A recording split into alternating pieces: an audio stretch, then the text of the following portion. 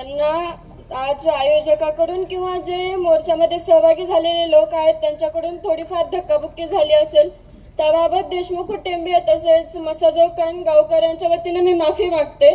आम्हाला तुमची सुद्धा गरज आहे, जशी लोकांची गरज आहे. आज सर्वजण आमच्या सोबत आहात, तसं तुम्ही पण आमच्या सोबत आहात झालेल्या घटना झालेल्या दिवशीपासून, आणि आम्हाला सुद्धा न्याय मिळूच तर नाही तर पुढच्या वाटचालीसाठी तुमची सुद्धा गरज हवी आहे. आणि माझ्या वडिलांची हत्या जी झाली, माझ्या वडिलांची किंवा सोमनाथ दादाची म्हणण्यापेक्षा एक माणुसकीची आज हत्या झाली आहे, आणि त्याच माणुसकीच्या नात्याने आज तुम्ही आज लाखोच्या संख्येने आमच्या पाठीमागे आहात. म्हणजे बाप म्हणजे ही खूप वेगळीच गोष्ट असते. जोपर्यंत म्हणतात ते माणूस केल्याशिवाय कळत नाही. बाप ही वेगळीच, म्हणजे बापाचे शब्दच खूप वेगळा आहे. ज्यावेळेस बाप सोबत असतो किंवा फक्त बाप आहे म्हणायला खूप मोठं मन लागतं, आणि जर बाप आहे असं म्हणलं, बाप आहे माझ्या घरी माझ्या पाठीमागं असं म्हणलं ना, तरी कितीतरी लाखो हत्तीचं बळ अंगात येतं. पण आज ते बळ माझ्याकडे नाहीये. पण आज जो लाखोनी समाज मी बघते, जो आज तुम्ही आमच्या पाठीमागे आहात, हे बघून ते थोडंसं विसरल्यासारखं होतं. पण हे दुःख न विसरण्यासारखं आहे, त्याला शब्द नाही आहेत बोलायला.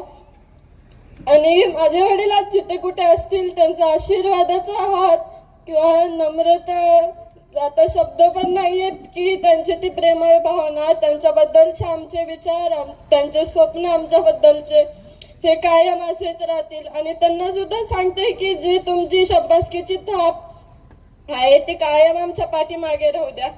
आणि आज चाचा, मी, आमचं कुटुंब, गावकरी आणि तुम्ही सर्वजण आज न्यायाच्या भूमिकेत आहात, न्याय मागतायत.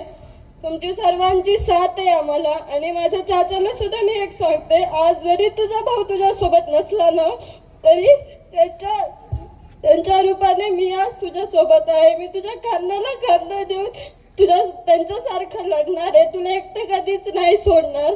त्याचं दुःख तर खूप वेगळं आहे. ते राम लक्ष्मणाची जोडी ऊन सावली सारखं एकाप्रमाणे एकमेकांसोबत होते. पण मी त्याला सुद्धा एक सांगते की चाचा, तू म्हणजे माझ्यात तुझा दादा बघ, माझ्यात विराज, अनुज, आधुनिक मध्ये तू तुझा दादा शोध. आम्ही कधीच तुझी साथ सोडणार नाही.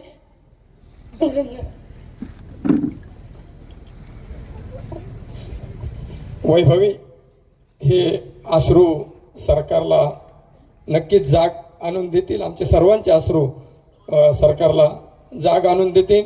भावांनो, या मोर्चामध्ये आपण सगळे सहभागी झालात. आपलं सहभागी होणं व्यर्थ जाणार नाही.